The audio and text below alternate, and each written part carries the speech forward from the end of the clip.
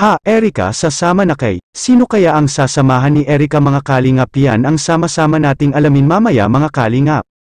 At passport ni Erika matagal na palang inihanda. Isang mapagpalang araw sa inyong lahat mga kalingap. Sanay hindi nyo po makalimutan na mag-like sa video na ito.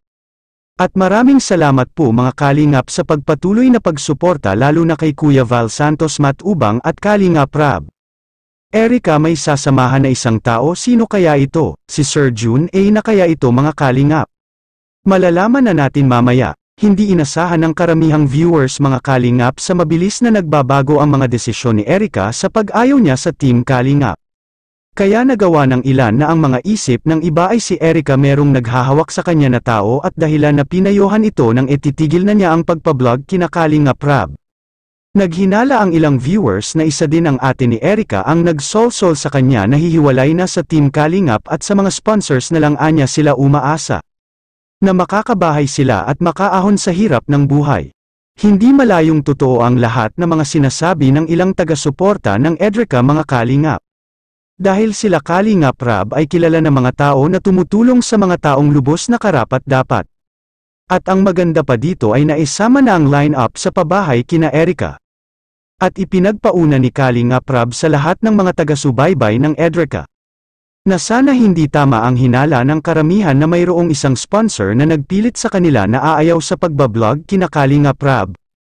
Aminado si Kalingap Rab na ginagawa naman nila ang lahat na makakaya nila at ipinagtanggol pa si Erika mga kalingap mula sa mga bashers nito.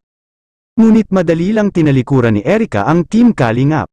Dahil sa kanyang ginawa ay sobrang nasaktan ang mga tagahanga ni Kalingap Rab lalo pa at nakaalinsabay pa nito ang kaarawan ni Kalingap Rab.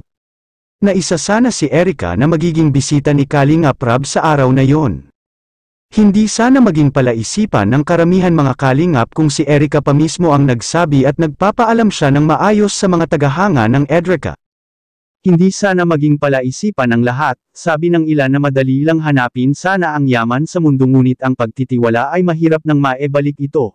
Kung sakali man nababalik ang Erika mga kalingap ay posibleng maraming hindi na magkakagusto sa tambalan na ito dahil sa karamihang tagahanga ay dismayado silang lahat dahil sa ginawa ni Erika, at Erika sasama na sa isang lalaki makikita po natin sa video.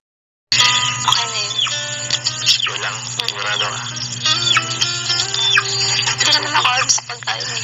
Ito mo ko dalhin, okay lang. Wala ka. Huwag na sa antidote. Huwag na sa